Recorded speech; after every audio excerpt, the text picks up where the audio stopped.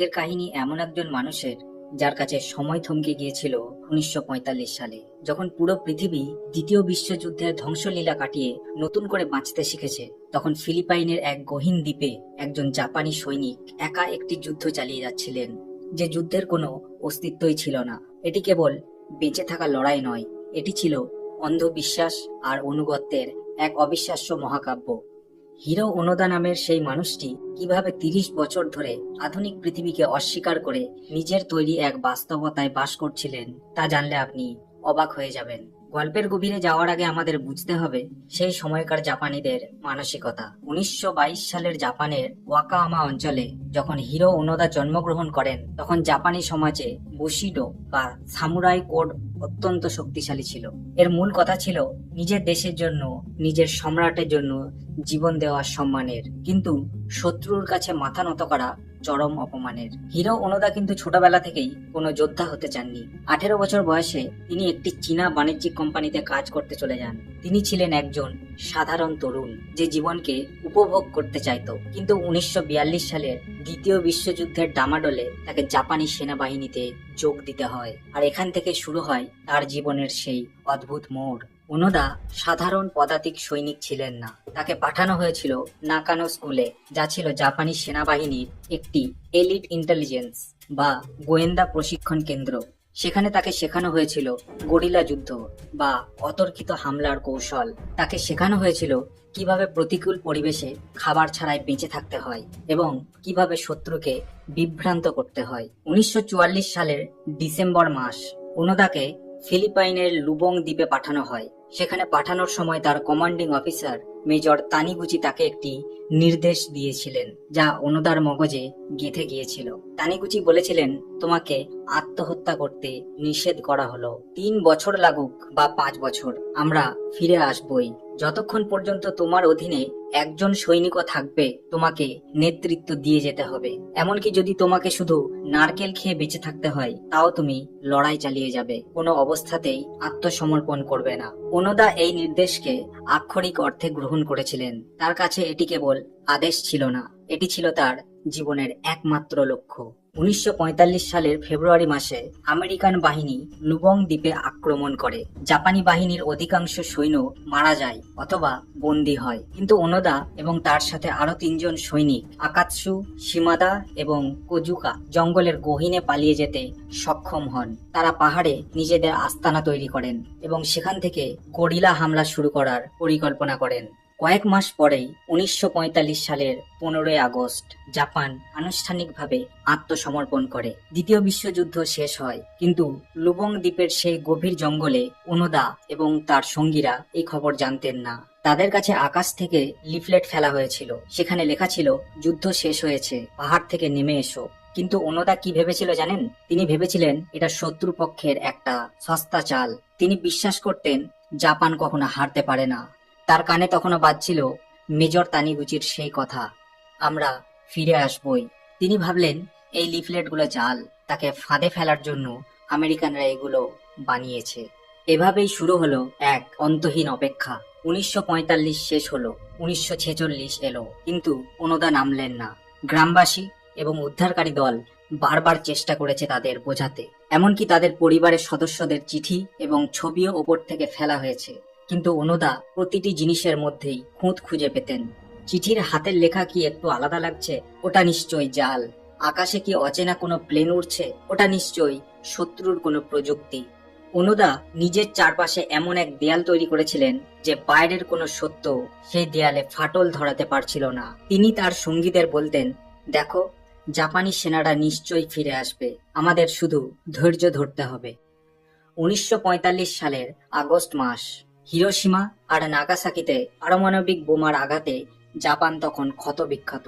সম্রাট হিরোহিতো রেডিওতে আত্মসমর্পণের ঘোষণা দিয়েছেন, কিন্তু লুবং দ্বীপের ঘন জঙ্গলে বসে হিরো ওনোদা এবং তার 3 সঙ্গী আকাতসু, শিমাদা আর কোজাকু এক অন্য পৃথিবীতে বাস করছিলেন। তাদের কাছে কোনো রেডিও ছিল না, কোনো খবরের কাগজ ছিল না, ছিল শুধু এক অটল বিশ্বাস।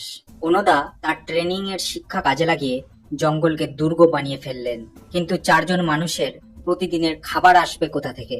তাদের বেঁচে থাকার লড়াইটা ছিল সিনেমার চেয়েও রোমাঞ্চকর এবং ভয়ঙ্কর। লুবং দ্বীপটি খুব একটা বড় নয়, কিন্তু এর জঙ্গল ছিল অত্যন্ত দুর্ভেদ্য। ওনোদা এবং তার দল পাহাড়ের ওপর এমনভাবে আস্তানা তৈরি করেছিলেন যেখান থেকে নিচে দিয়ে যাওয়া আমেরিকান জাহাজ বা লোকালয়ের ওপর নজর রাখা যেত। তারা মূলত বেঁচেছিলেন তিনভাবে। তারা প্রচুর পরিমাণে নারকেল এবং কলা খেতেন। যখন বৃষ্টির জল পাওয়া যেত না, তখন ডাবের জল ছিল তাদের তেষ্টা মেটানোর প্রধান উৎস। মাঝে মাঝে তারা রাতের অন্ধকারে লোকালয়ে নেমে আসতেন। সেখান থেকে কৃষকদের গরু চুরি করে নিয়ে যেতেন। সেই গরুর মাংস রোদে শুকিয়ে রাখতেন যেন অনেক দিন খাওয়া যায়। তারা কৃষকদের ক্ষেত থেকে চাল আর সবজি চুরি করতেন। ওনোদার কাছে এটি কোনো অপরাধ ছিল না, তার কাছে এটি ছিল শত্রুর রসদ ধ্বংস করা। আপনারা অনেকে হয়তো ভাববেন 30 বছর ধরে বৃষ্টি আর কাদামাটির মধ্যে একটি রাইফেল কিভাবে ভালো থাকে। এখানেই ছিল ওনোদার পেশাদারিত্ব। তিনি প্রতিদিন তার টাইপ 99 রাইফেলটি পরিষ্কার করতেন। লুবং দ্বীপে পাওয়া এক ধরনের পাম তেল দিয়ে তিনি রাইফেলের ধাতব অংশগুলো পালিশ করতেন যেন মরিচা না ধরে। তার কাছে যে কয়েকশো রাউন্ড গুলি ছিল সেগুলোকে তিনি খুব যত্ন করে পলিথিনে মুড়িয়ে রাখতেন। ওনোদা তার সঙ্গীদের জন্য কঠোর নিয়ম তৈরি করেছিলেন। তারা কেউ খালি পায়ে হাঁটতেন না, সব সময় ইউনিফর্ম পরে থাকতেন এবং প্রতিদিন প্যারেড করতেন। তাদের এই শৃঙ্খলা তাদের মানসিক ভারসাম্য বজায় রাখতে সাহায্য করেছিল, কিন্তু একই সাথে তাদের বাস্তব পৃথিবী থেকে বিচ্ছিন্ন করে দিচ্ছিল। 1945 সালের শেষের দিকে এবং 1946 সালে ফিলিপাইন সরকার এবং আমেরিকানরা বারবার জঙ্গল থেকে তাদের নামানোর চেষ্টা করেছে। তারা কয়েক হাজার লিফলেট আকাশ থেকে ছড়িয়ে দিয়েছিল। সেই লিফলেটে লেখা হয়েছিল, জাপান আত্মসমর্পণ করেছে, যুদ্ধ শেষ, তোমরা বেরিয়ে আসো, তোমাদের ক্ষমা করে দেওয়া হবে। কিন্তু ওনোদা কি ভেবেছিল জানেন? তিনি লিফলেটের বানান আর ব্যাকরণ খুঁটিয়ে খুঁটিয়ে দেখতেন। কোনো এক জায়গায় ছোটখাটো ভুল পেলেই তিনি চিল্লিয়ে উঠতেন, দেখো, এটা আমেরিকানদের তৈরি জাল চিঠি, জাপানিরা এমন ভুল লিখতে পারে না। এমনকি যখন তাদের পরিবারের সদস্যদের পাঠানো চিঠি আর ছবি ফেলা হলো, ওনোদা তার সঙ্গীদের বললেন, এগুলো সব সাইকোলজিক্যাল ওয়ারফেয়ার বা মনস্তাত্ত্বিক যুদ্ধ। আমেরিকানরা আমাদের বাবা মাকে বন্দি করে এই চিঠিগুলো লেখাতে বাধ্য করেছে। সময় বয়ে যেতে লাগলো। 1950 সাল এলো। ওনোদার এক সঙ্গী আকাৎসু আর সহ্য করতে পারছিলেন না।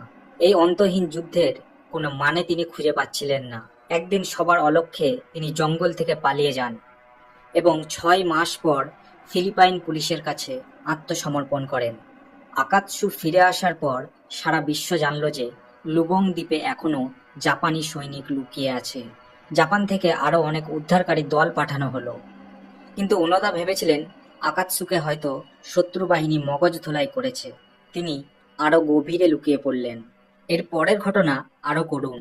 1954 সালে পুলিশের এক গোলাগুলিতে ওনোদার আরেক সঙ্গী সীমাদা মারা যান। এখন বাকি রইল কেবল দুজন, ওনোদা আর ওজুকা। তারা একে অপরের সাথে প্রতিজ্ঞা করলেন, যতক্ষণ না আমাদের কমান্ডার ফিরে আসছেন, আমরা এই পাহাড় ছাড়ব না। 1972 সাল, দ্বিতীয় বিশ্বযুদ্ধ শেষ হওয়ার 27 বছর পার হয়ে গেছে। ওনোদা আর কোজুকা একটি ধান খেতে হামলা চালাতে গিয়ে পুলিশের সাথে সংঘর্ষে জড়ান। সেখানে কোজুকা গুলিবিদ্ধ হয়ে মারা যান। এখন ওনোদা পুরোপুরি একা, তার কোনো সঙ্গী নেই, কথা বলার কেউ নেই। তিনি এখন একাকী এক শিকারী যে লুবং দ্বীপের জঙ্গলে ঘুরে বেড়াচ্ছে এবং ভাবছে যে পুরো পৃথিবী এখনো তার শত্রু।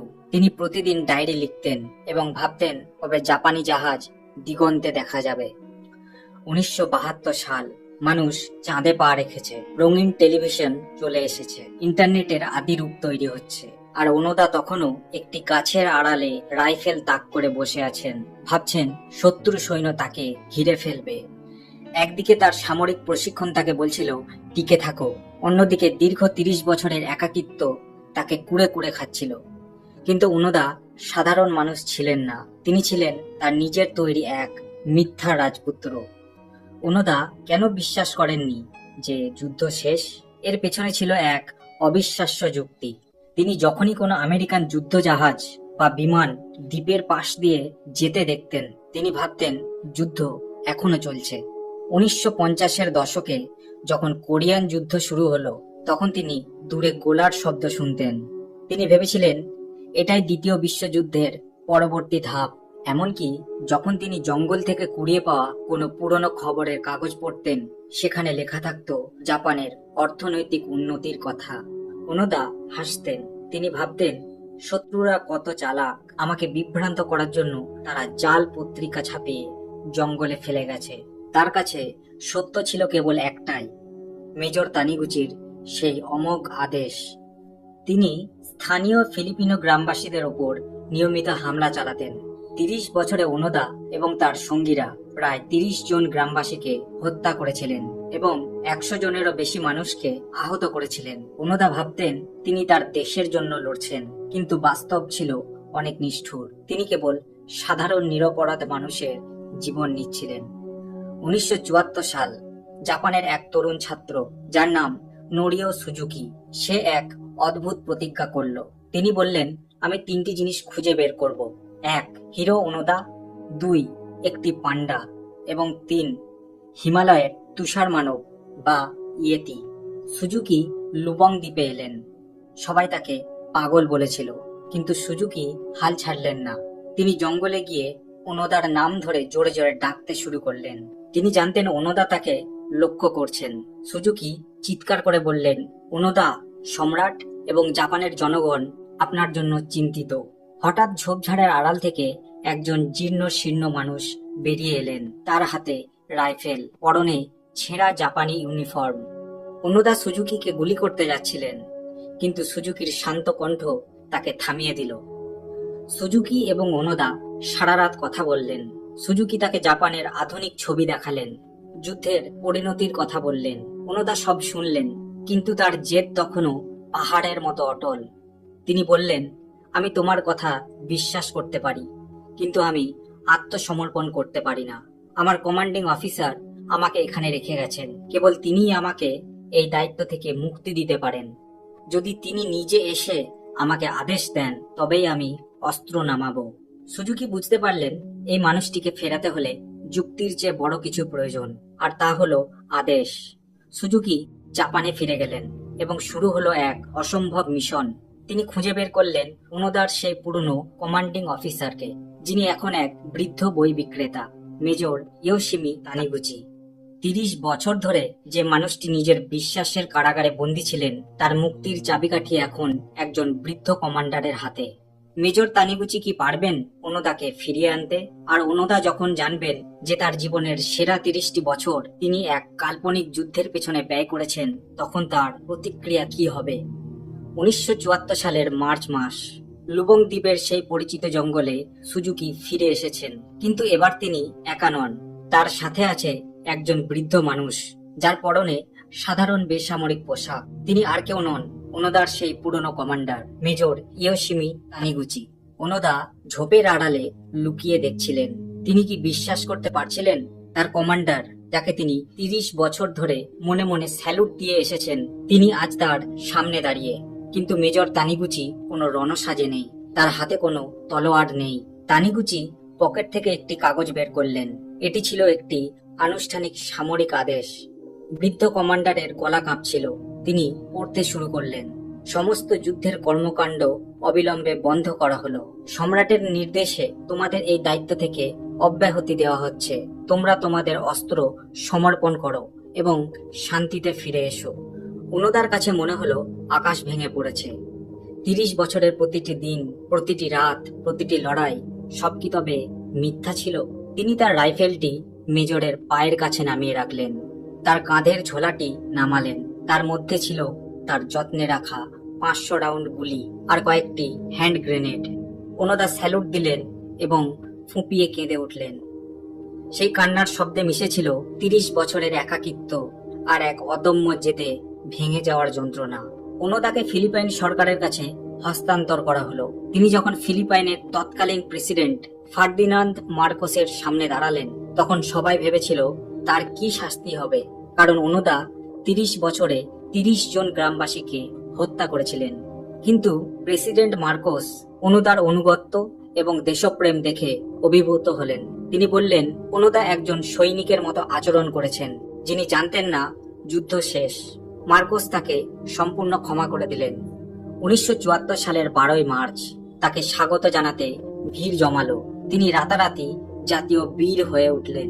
কিন্তু ওনোদা যে জাপানকে রেখে গিয়েছিলেন আর যে জাপানে তিনি ফিরে এলেন, দুটোর মধ্যে আকাশ পাতাল পার্থক্য।